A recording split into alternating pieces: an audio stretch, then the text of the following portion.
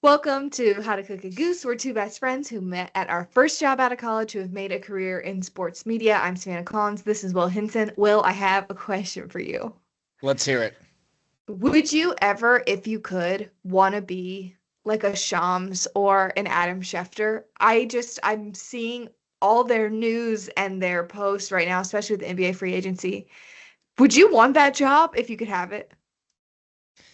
It's like yes and no. I mean, I can't imagine getting my phone blown up like that, like 24 Right. hours a day. I think what he said, he has 4 different phones.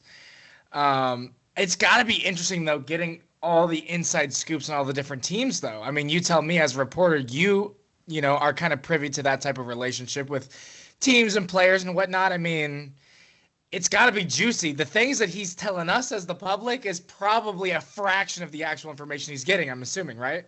Yeah, I was thinking about that, especially with like the Luca trade specifically, like which I think is going to be one of the most famous trades ever in NBA history. Oh, yeah. And I'm like, man, what does it take to get that information? But I've heard Adam Schefter speak in Ted Spiker's class. He comes and talks every year at a class at the University of Florida. And he talks about, how do you get to that point where you're the person who knows those things? And he always said it was, building relationships and trust and people knowing they could tell you things and you do keep them secret. I will say that is something about my job that I do feel is that people tell me all kinds of things. But you love it. Oh, I love it. I love it. And it's neat too, because sometimes I guess like that background info helps you maybe tell a story later, or it leads you to ask the right question 3 months down the line. But it's true. You do have to like build those relationships. I don't know. I've just been thinking about those guys specifically this week, and it's like, it seems like a lot of stress. Yeah, I mean, you've got the media side of it, but I mean, I can't even imagine like really being on the player side. It's one of those things where, especially if you've worked for a team before and you're seeing guys almost on a daily basis, and then suddenly they no longer play for your team anymore, it's jarring. I mean, I can't imagine what it is for the players, but I mean, as someone who's been on staff, it's like, how do you go from, saying what's up and fist bumping these guys and watching them compete and truly rooting for them on a day in and day out basis, and suddenly they are no longer on your team? Gone. It's It's like that tough. video of a fan telling those Miami Heat players. Yeah. That was wild. I've never seen Yeah. anything like that. Yeah. I mean, this trade line was exciting, but I really think it's a good thing for the NBA ultimately because I think people are now like, whoa, what's going to happen? Which is something I feel like this NBA season has really needed.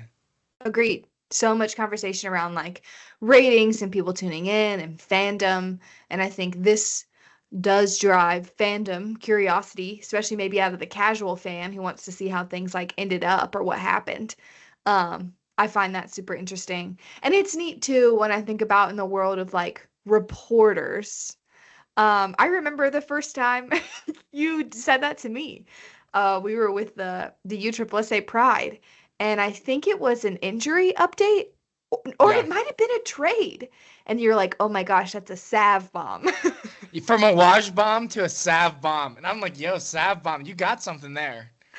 I haven't done a ton of that in my career. I did have a moment this past week covering the AUSL draft where I had a genuine source on something, which like even saying that sentence sounds What does that even hilarious. mean? What's a I, source? d- I had a Please source. I enlighten had a us. source on who or what direction a team was going to draft in, and it Who changed. could a source be? I'm not asking you to give us your source, but I feel like whenever you see on Twitter where it's like per sources, Yeah, it's ambiguous, obviously by nature, but like, who could a source be? Someone within the team, someone who knows yeah, someone within a team. It could within be the anybody. team, within. Yeah, and obviously I get to cheat a good bit because I work for the league. I'm not an Yeah. outside reporter, so I have like a another layer of trust that's like built in because I'm never going to hurt the league in a true sense. So, but I did have a source, and it was funny because it helped to just like be able to put some content together and be on Mhm. the right track and be confident that I was on the right track because like I called somebody, which is funny. That's hilarious. I I've mean, never done that before. It's one of the first times I've ever done that. how does it feel to really like break news like that? To hit post and know that like you hitting post is going to be the way that so many people find out this information. This is a cool feeling. I definitely think it's a cool feeling. And, too, I think in women's sports, it has a very different layer. I talk about this a lot, and I'll probably say it until it ever changes. It's like a lot of times I can be the only reporter in the room. So if I don't break the news, who's gonna? But oh my gosh, I didn't even mention this. 2 weeks ago, Jeff Passan, who is like the Adam Schefter Shams of the MLB, broke the news that the AUSL signed Maya Brady, which was so cool. Like to have that crossover moment and somebody with that kind of reputation. I took a screenshot of the engagement on his tweet within 5 minutes. It was in the hundreds of thousands. And I was like, man, that's so cool. I hope maybe one day I'll be at that point. I don't know. But it makes you go, so many people have notifications on for every time he tweets, which is Yeah, wild. it is crazy because you're a reporter, you're a journalist, but in a lot of ways, you're also now marketing almost. Sure. Yeah. At all times. Or like you could say content creator, Yeah. PR. It's very interesting the way that like a reporter role, especially if you work for a team or a league, has changed. Yeah. I personally like it. I was never trying to be, I don't think in college that like journalist with a capital J. I'm not trying to break anything crazy. Again, it's like sports, and I like work for a league or a team. I think it comes with a level of like closeness in your relationships that's really neat. But that's just like a personal preference. Yeah, because it's really like there's a really big element of trust when you work for the league as opposed Yeah. to a team. It's much smaller when you're with the league. You got to think about the way that what you report is affecting the way that the league is viewed. How do you ever feel like you had to balance reporting truth versus reporting in the interests of a league? Do you ever feel like there's a Yeah. conflict there? Um, that's a good question. I don't think conflict is the right word. I think I am conscientious at all times. Um, and I think about too, I've written some of my first pieces that are towing the line of critical. It was really Mhm. hard to do that throughout Athletes Unlimited leading up because it was all player based and individual based. So the stories just kind of gave themselves to me. Someone does good, I write about them. Someone does good, I Yeah. talk about them. But there's never been the side of when someone isn't doing good because then you just don't talk about them because they're not on the leaderboard. Now, with teams, I was thinking about what I thought each team did and didn't do well at the Mhm. draft. I've never really done that before. It was hard to do at first. And I work for a really great boss, and the organization like gives me a lot of trust to like I can be critical without being harsh, I think. Yeah. So yeah, I think it is a line to toe that can be hard. Wow. It's a big responsibility. I think it's so much larger than people realize. Totally. Did you watch the draft? I did not watch the draft. I have to be Come honest. on. I did not watch the draft. I did not. It's been a really, really busy month. We're already in February. It feels like January flew right by. And I think it's really funny how all the sports leagues, you can almost feel it, how the busyness like ebbs and flows almost in unison across all Yes. the leagues. Like whenever I'm super busy, everyone else that I know that's also working in sports is also super busy. Whenever I Yeah. seem to have some extra time, everyone else seems to also have some extra time. It's quite bizarre. I feel like a lot of big moments start to hit like right in this time of like going into March. Like obviously you're coming out of February with the Super Bowl, which is a humongous event. And then you have college basketball, which is heating up. Conference play is happening. Right on the horizon is March Madness. The Yep. NBA season is hitting the trade deadline, which creates a huge amount of like buzz and change and what's going to happen next. MLB spring training starts in like 2 weeks. February 24th, I think, is when a lot of people report, something like that. So like a lot of I don't follow hockey, but I do know they're playing. Um, you just can't love them all. You can't love them all. Wait, can I bring something up hockey related? Sorry, Go I'm gonna for it. totally change gears here. I'm not in the hockey space. I never have been. I'm a Floridian. What am I going to do? I'm not And either, so so. I saw someone tweet about how, and this is a hockey fan, like, hockey doesn't have any household names. Do you know a single hockey name? Wayne Gretzky. Okay. Currently playing? Wayne Gretzky's apparently like the GOAT Okay. of hockey. Currently playing, oh my gosh. Crosby, the last name? Does it ring a I bell don't to you? know. No? I mean, it's Oh almost like man. saying Johnson. It'll hit somebody. No, because he's like, I don't know if he's currently playing or if he's just recently retired. In short, the answer is no. I always knew Ovechkin. Okay, yep. I'm sure there's a Johnson and a James. You know, we could name some generic names and, hopefully one of them hits. Yeah. Top MLB Um, player going into this season, Connor McDavid. Anyway, I just thought that was fascinating because I am a person that, for most sports, even like tennis, I can rattle off some names just for the yeah, sake of I'm consciously aware that they exist. yeah. Can't really do that for hockey.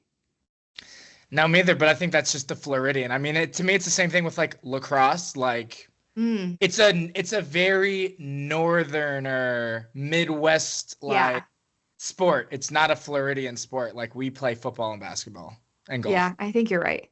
I think you're right. Um, Big news. I'm gonna shift gears now. Okay. Put a little spotlight on the Charlotte scene. The jersey that I'm wearing right now. This is a historical jersey. I actually have a different one here, so I can actually How'd hold it you up. get one? I waited in line this morning Shut because it up. went on sale today. So this is a Charlotte Hornets. This is the first of its kind Black Excellence jersey released by the Charlotte Hornets for Black History Month. This is designed by Mike Jones, who he's a designer for the Charlotte Hornets. He's also done jersey designs for the Carolina Hurricanes, hockey, there we go, and Charlotte FC. And now he has made a jersey for the Charlotte Hornets, and the detail on it is incredible. It's got the original font of the original Charlotte Hornets. I like that. These pinstripes are not just lines. They're actually names of the different neighborhoods within Charlotte that go and are written up and down the jersey. Are you Um, serious? yes, yes. And then you've got a gold layer to the, I don't know what this is called, the edge Yeah. of the jersey as well. That also has like representation within what's supposed to be the Charlotte Black community, but it was only available at the Charlotte Hornets team store starting today. You cannot order this online. And when I That's waited, so cool. I waited in line to get one, and it was amazing when I was in line. There were gentlemen in line, older gentlemen that have said, they were just kind of shooting the shit back and forth with one another, and they were saying, I've never bought a Charlotte Hornets jersey in my life, but I came on a weekday at 11 a.m. to pay to park my car and wait in line to buy this jersey. It was That's truly like cool. something that was really, really profound and amazing. Okay, I'm reading about it. The details. The gold around the neck symbolizes the importance and relevance of gold jewelry in Black culture. The 4 represents the end of the area code 704. Yep. Those neighborhoods are prominent Black neighborhoods that still exist and ones that once were in Charlotte. Yep. And then the petals represent the NC State flower. That is incredible. That shade of teal Teal. is my favorite. They nailed it. Oh. That's gorgeous. How many games Yes. are they going to wear it? Do you know? So it's only a team store item. So the team, as it currently stands, won't wear the jersey. Wow. But this is, I'm going to use my platform here to call upon the league. Let our players wear this jersey. Yeah. It's amazing, and it's the first of its kind, and it's iconic. I talked to Mike today at the store, the designer of the jersey, and he was mentioning like, oh, I got a bunch of people in LA, that are from Charlotte. They really, really want the jersey. They wanted me to order it, and I told them, no, this is for the people of Charlotte. This is for... That's my favorite part. Yes. This is for the community of Charlotte. This is not a money No grab. This isn't a bots. ploy. This isn't a bot. You have to come to the team store and stand in line and buy it in person. And people did. I mean, the line was down the street. The turnout was amazing. The energy in the building was awesome. So That is super special. I mean, yeah, there isn't a lot left of items, events, experiences that are tailored in that way where you cannot buy a ticket or the item online. It yeah, can't be scooped up by like buyers, like which so happens with like sneakers and gear like that. yeah. That, hey, this is for the people who live here. That's really special. So special. I can't wait. I'm going to the game tonight. We're playing the Spurs, and I can't wait to see how many people are wearing it. Have it I had on. him sign the back of mine. The 'Cause I was designer? like, yeah, he signed the back of the number because honestly, it's just such a cool thing. And while I'm shouting out Mike Jones, I also wore this hat for the podcast. Another Charlotte artist involved with the Hornets as well, Alex Brown, designed this hat by his Zelephant brand. So I wanted to give a shout out to, the artists in Charlotte that I'm connected with here, because it's really, really inspiring all the things that they do. We need things like this is what, makes it so cool to be a part of the community. Wow. I'm obsessed with that jersey. I saw the post about it and just thought it was going to be an alternate, but the fact that it was an item sold specifically to the city is almost better to me. 100%. The exclusivity of it is really, really cool. I mean, that's what people want it for. And it's just really special. And the cost of the jersey was $100 retail, which this is a Mitchell and Ness jersey. They don't cost $100 if you buy other Mitchell and Ness jerseys in the store.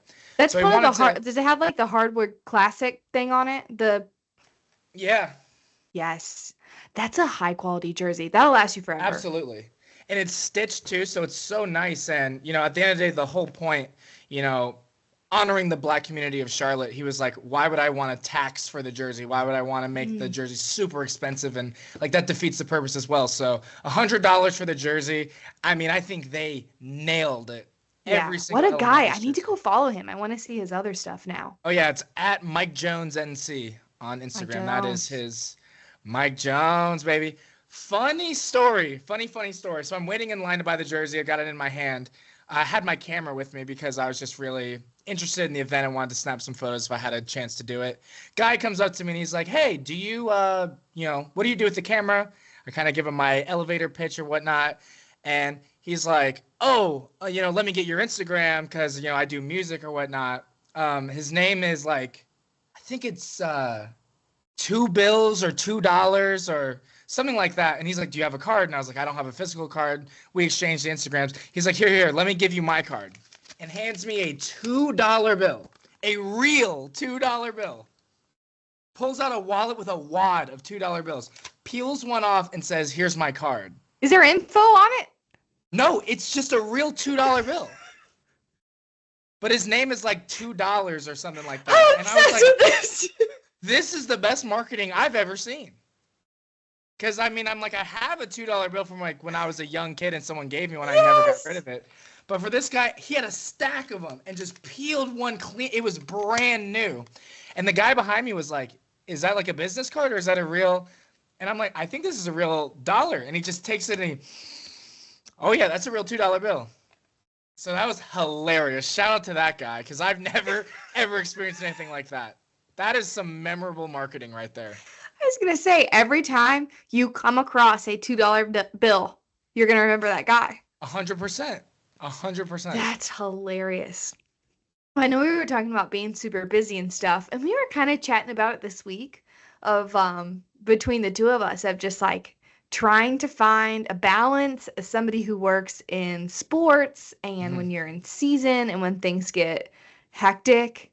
Like, do you have an overarching piece of advice for that? As funny as it sounds, I one time spoke to a class and I mentioned that in passing and then got 3 follow-up questions about it. And I was like, oh, I guess college students are really thinking about that now. What were some of the follow-up questions? I'm curious. I had Can you remember? mentioned, gosh, it was a while ago. If you can't I remember, I remember them being particularly fascinated in what were my boundaries between work, being someone who is like committed to being on the grind and taking Yeah. care of myself. And they asked me to give them examples. I literally was super impacted by them asking me that. Well, for one, the formula is definitely different for everybody. Yes. And it's really, you have to kind of check in with yourself and kind of, you know, be hyper aware. I hate leaving money on the table. If I have projects that I can take in front of me, I do not want to say no unless I have a damn good reason to say no. Either I'm way too exhausted, I don't care about the project, the juice isn't worth the squeeze, I'm not passionate about it. You know, you can chalk it up a couple different ways, but I mean, last couple nights I've been staying up late working on extra projects on the outside. And it's one of those things where, you know, you get so discouraged, not discouraged, but you just get burnt. You know what I'm saying? It's Yeah. hard to, especially if you're producing the same type of thing over and over and over. You're almost like, I just need to switch gears. I need to take breaks, Yes. and things like that. But man, there's nothing more motivating when that money hits that account. I'm going to be honest with you. Like last night I had spent, I want to say 4 or 5 hours editing for a client, and I was burnt. I was ready to go to bed, close the laptop, whatnot. And my client hits me back and he's like, hey, you know, I want to take this edit you did. I love it, but I want to go a little bit further with it. Are you able, you know, to have the bandwidth to do it? I want this to be a premiere. I want you to be able to give this your all. Yeah. And I was like, you know, I could do it tonight or tomorrow. And he didn't even respond. He just sent cash. And I was like, Dang. so guess what I did? I stayed up till 2 a.m. getting it done because you know Yeah. what? Because that's what it's all about for me. It's like I dreamed for times like this where I was so busy and I was working on projects I cared about and I was getting paid to do it. It's not something I ever really want to take for granted. So I kind of get like that, but it can burn out easily. You know, Yeah. you kind of go through phases with yourself of like you're like, oh my God, I need to like go outside and get some sunlight on my face and breathe and look at a tree and get out of the confines of my apartment. Like, I yeah. I feel like that's an interesting. Sorry, I just lost my train of thought. What I was gonna Oh, say you're is good. I feel that where I feel like I am either super busy on the go or got nothing. And there is no middle ground. But I particularly like what you brought up about like you got to know you compared to other people. First thing that came to mind, one of our first coworkers at USSSA, Paul O'Leary, that Shout out to man, Paul O'Leary. he required less sleep than most human beings. Right. I've never seen anything like that. Like he could sleep 4 or 5 hours and be good and feel like fresh. And I remember saying to him, like, Paul, how are you not like keeled over? He's like, if I sleep longer, I don't feel good. And I remember going through that and being like, look, I got to get my 8 hours. Mm-hmm. And that's actually something you bring up money. The thing that I prioritize top of the list, sleep. As Mm. silly as it sounds, like I got to It's not sleep silly at all. I gotta sleep sound and long because that's when I'm funniest and most fun to be around and Yeah. sharpest and I'm thinking quicker, which, I think for everybody, that requirement that you need or that thing that kind of keeps you going is different. Mine is sleep. Oh my Yeah. gosh. It's funny bringing up Paul because his thing that he cannot go without with was food. If you worked with Paul and he was hungry, oh my God, he was one of the most intolerable people I've ever met. He's an angry Brit. Yeah. He Yeah. was an angry, That's so intolerable funny. Brit. I thought The about minute he that. takes a bite of something, you're back to loving him, you know? Yeah. But That's a good okay, one. on the same train of thought, I was having the same kind of ideation this week where I'm like, man, when I'm super busy internally, I'm romanticizing not being busy. But when I'm not busy, I I'm hate it. romanticizing being busy. And I'm like, Yeah. why can't I get over this grass is always greener type of internal conflict? I don't know. I hate Do you not have being that? busy. Does that happen to you too? I Here's what I really don't like about myself. I am better the busier I am. Yeah. Always. If I got a little bit of stress, I'm cooking. Yeah, But it's good. if I don't really have deadlines, if things are really lax, I'm not worth it. I don't know why. I've always been that way. Like, I definitely thrive in that little bit of like pressure from whether it's like deadlines or doing a good job or going from one thing to the next. But yeah, I'll be like, all I can think about is getting some relaxed time. And the minute I get it, I'm like, this Work. sucks. All I can think about is everybody else doing the things that I wish I was doing. And I'm like, I don't know. I don't think that ever ends. What is wrong with us?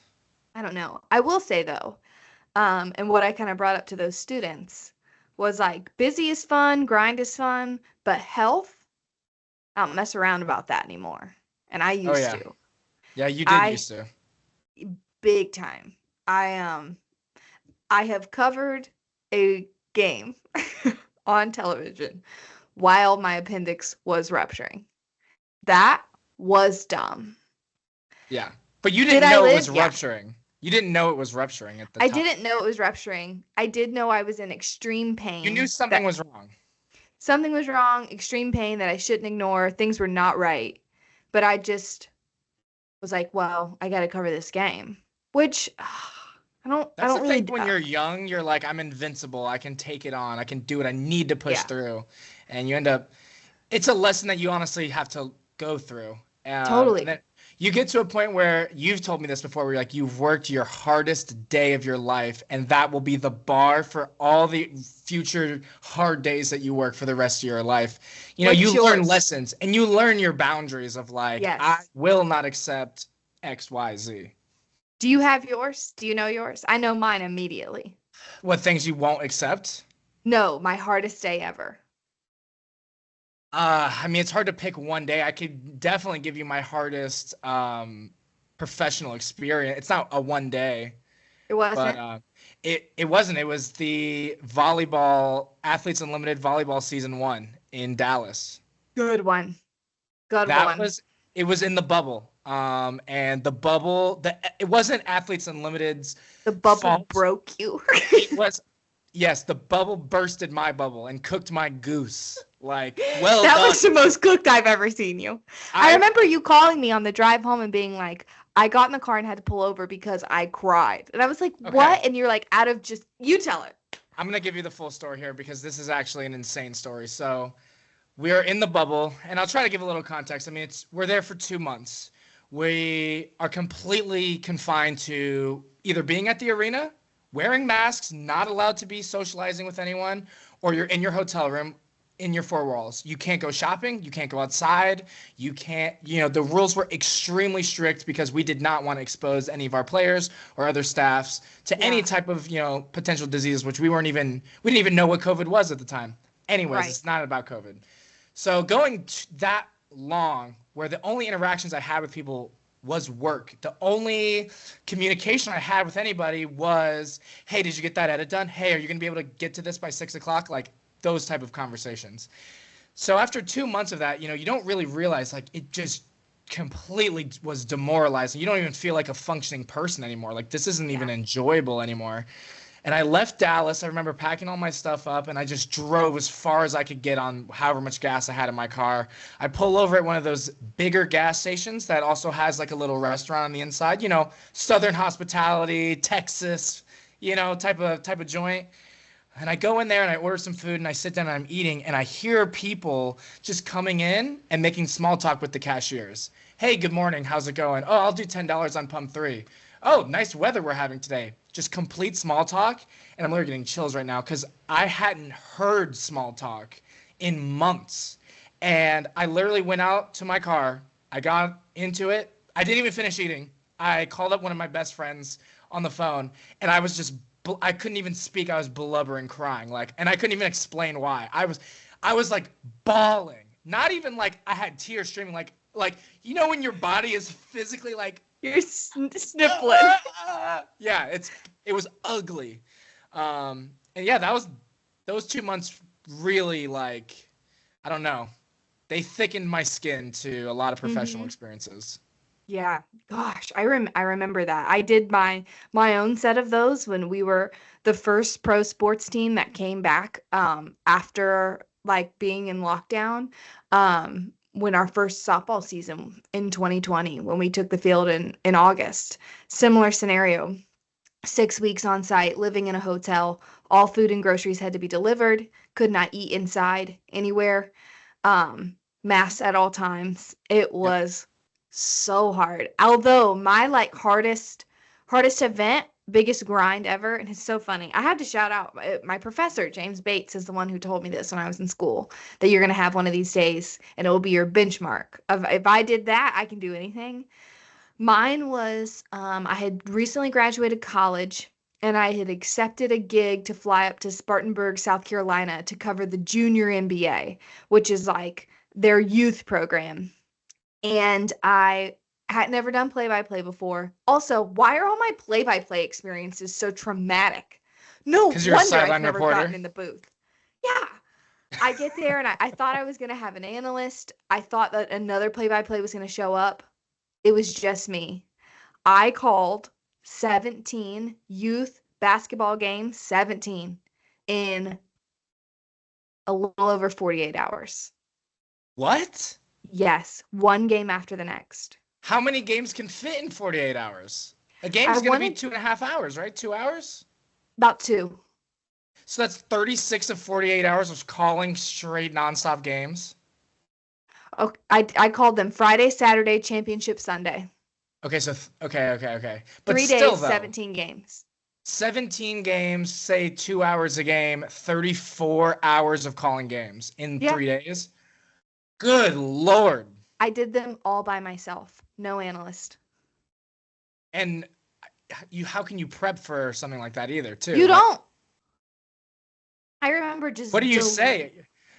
He shoots the ball, it doesn't go in the hoop. Yeah, Oh, you're it just kind of does like go in the live hoop. calling based on the roster. It was so hard.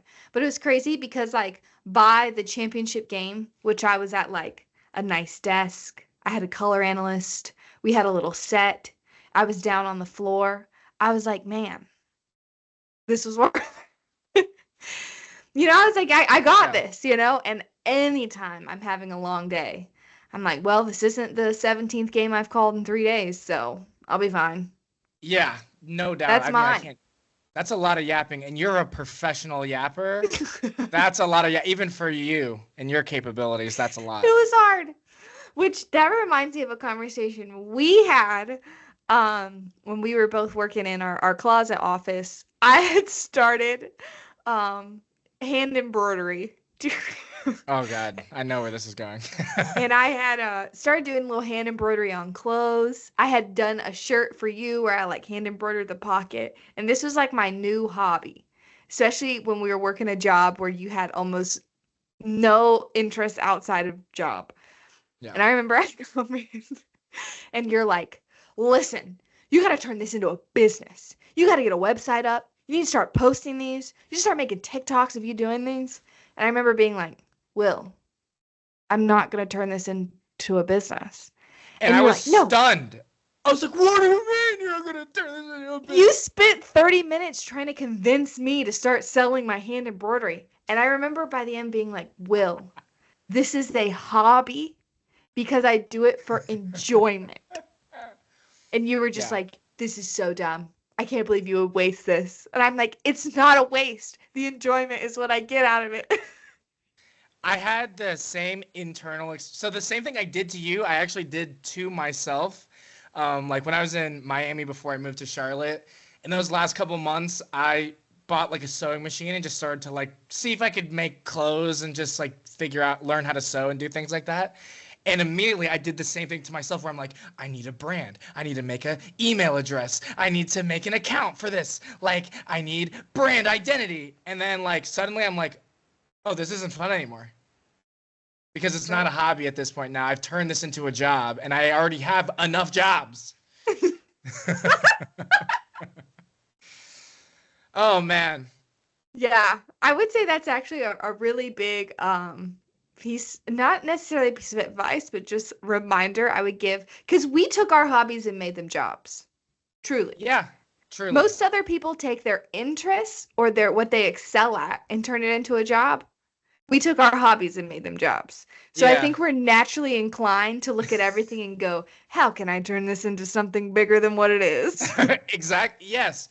And I just get curious of like, if I was selling this, what would the profit margins be? How, and then I start trying to do numbers and then like my brain spirals out of control and I can't stop myself.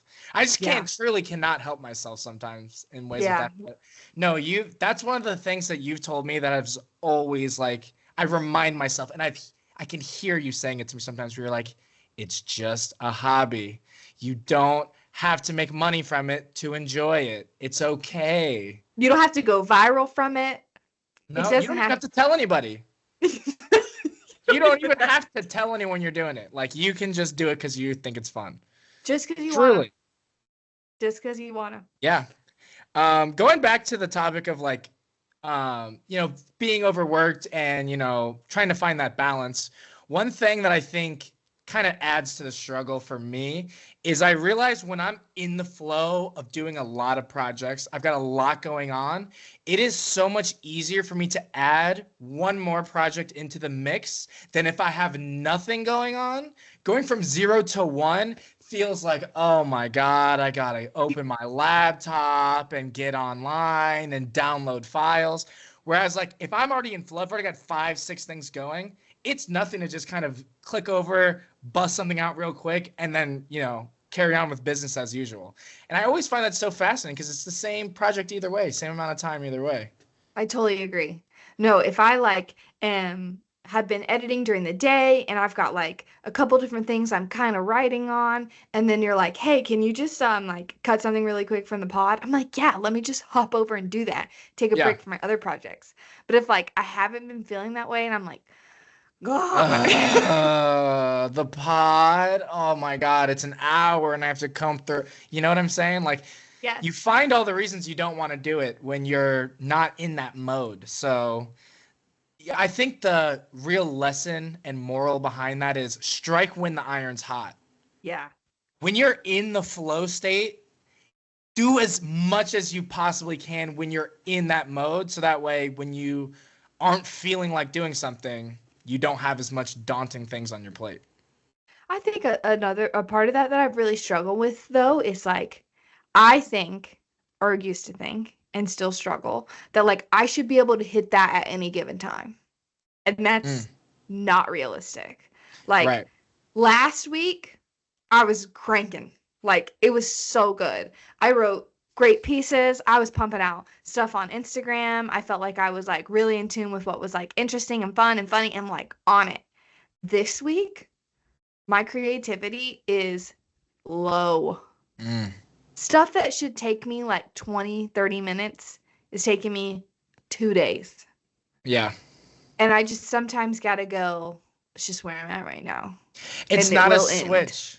It's not a switch that you can flip No. manually. Sometimes you can. Sometimes you can find it and get to it, but not all the time. And ultimately, yeah, just know where you're at in the moment. Like strike when the Yeah. iron's hot, and that way you'll have less on your plate later. And don't stress yourself out when you just can't do it. Just be real with yourself. What time of day do you work best? Oh God, probably between I would say 8:30 to 3 a.m. 8:30 p.m. to 3 a.m. Like I can make the hands move. Not that Yeah. I can't during the day, but to me, that's when I'm not getting any texts. Nothing's going on. I don't need to be checking my phone for what breaking news thing is happening in the world. Like, there's no ESPN notifications. There's no games going on. There's no, emails from work. Like, none of that's happening. It's dead silent. Everyone else is asleep. The world is quiet. There's peace, and I can focus in ways Yeah. that I kind of can't during the day. Yeah, I agree. Mine is probably a little bit earlier. I can't go too much further past 2, but about 9 to 2 at Yeah. night, that's when it's just Prime it's. time.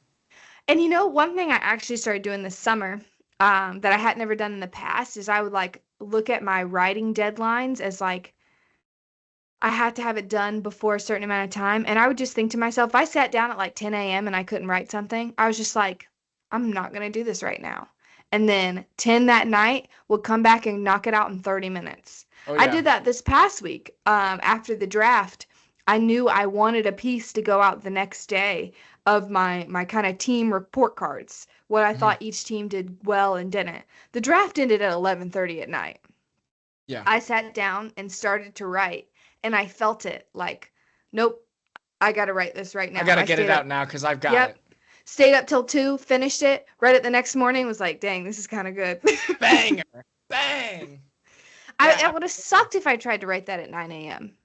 I agree. Something about my creativity, it's not as sharp first thing in the morning. And it's similar to like going to the gym. I just don't, the first thing in the morning, I need to do like almost mechanical work, things that don't require creativity. I'm sending emails, doing Clerical work. clerical work. I'm sending emails. I'm doing communications. I'm organizing things. I'm not like giving creative output out of my brain. Then, and it's the same thing to the whole flow state of like once your body's moving, you're in motion, your gears are turning. That's when you can kind of like, okay, now it's time to be creative. Boom, I'm already like in third gear versus like Yeah. trying to be creative from first gear is tough. Yeah. One of my coworkers like gets up and starts. And I'm just like, Hell I no. can't relate to that. It's funny though. I think there's something about video editors that tend to be the same because our video team at AU, if I like am being nosy and like look at the upload time on something, it's like 3:42, AM.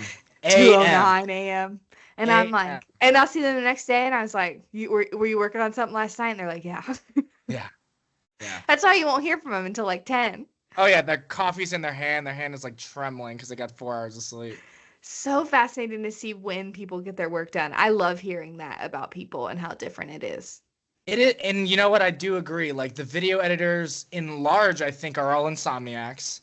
However, the video editor that I would say is to me one of my favorite video editors I've ever had the privilege of knowing. His name is John Knight. He's from South Florida. He does these incredible texture paper edits that he was the first one I ever saw do it, and then I saw, a bunch of content creators do it now.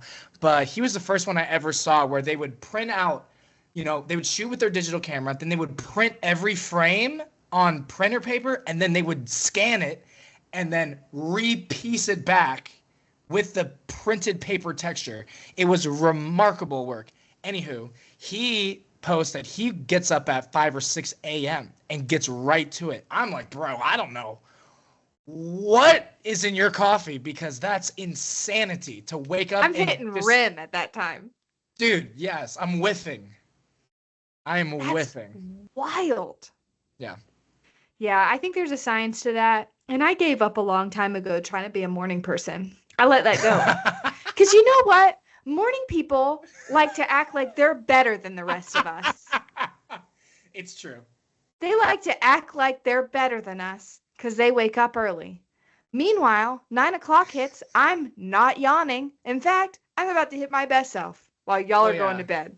Yeah, those people are going to bed at 7:30 p.m. They're in bed by 8 o'clock, 9 o'clock. It's like, I'm just getting started now. Yeah, it's like I may wake up at 8 generously, but I'm going to get those hours back that night. Yeah, I let that 100%. go. I really let that go. And whenever it has to do with creativity, like things have to simmer. Ideas don't just spontaneously become fully developed. No. Like you really have to sit and think and consider. It takes a lot of, it's honestly like, I think subconscious thought. Like if you can't get it out right in that moment, it's almost like your subconscious hasn't fully grasped like what you're trying to do or say at that point in time. My favorite that's along those lines, I discovered this probably about 2 years ago when I'd really become a consistent writer again for AU.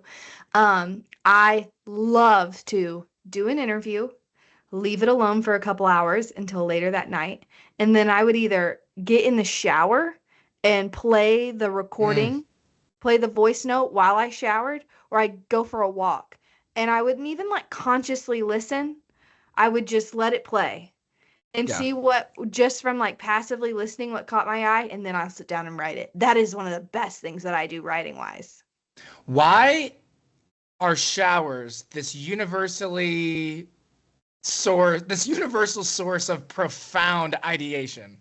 I don't know. Maybe it's because like it's the one time you don't have your electronic brick in your hand. Yeah, I think it is. It's almost meditative in a way, where Yeah. you're under the hot water, and yeah, you're not distracting yourself with your pocket There's computer. no devices in the shower. At least they're like there. You shouldn't have your phone in there unless you're like really playing some tunes. Yeah, well, I mean, honestly, if you're gonna do that, just get an Alexa and put it in your bathroom True, because that's what I being do. able to yell at Alexa to change music when you're in the shower is something I did not know I needed until I got it. That's just a pro tip for my big music people that are listening. Yeah, I think that might be it. It's probably one of the only places that a lot of people don't have aren't distracted. It's meditative, and I think this actually kind of reminds me of when I hear reasons why, and trust me, I'm going to bring this back full circle, why people struggle to quit smoking cigarettes is because when people go outside to smoke, it's like their meditative time where they're just by themselves and they're silent. And obviously, the breathing of smoking is like almost meditative in certain ways. I mean, obviously, there's like physical addiction is obviously it's there, it's present. It's not, we're not going to neglect it, but it's like that meditative, like relaxation moment. And so, a lot of times they say that people who try to quit, you know, it sometimes isn't completely just physical addiction. It's missing that time to just go outside and take a break and breathe. That's actually a great point. It's profound. It's like, wow, you don't realize like what that time like means to people. And if Yeah, you don't take breaks, you know what I mean? Like it's the perfect excuse to take a break if you're a smoker. I'm about to right. lie and say I'm a cigarette smoker just so I can have breaks. Yeah. This will be my new favorite lie of the year. Yeah, leave your phone inside and go take a metaphorical cigarette break. Cigarette break. Yeah. Yeah. What are our main takeaways from this episode? I think it's Strike the iron's hot. yeah. Strike with the iron's hot. Let your hobbies be hobbies. Don't smoke cigarettes, but do take a break. This has been How to Cook a Goose. Peace.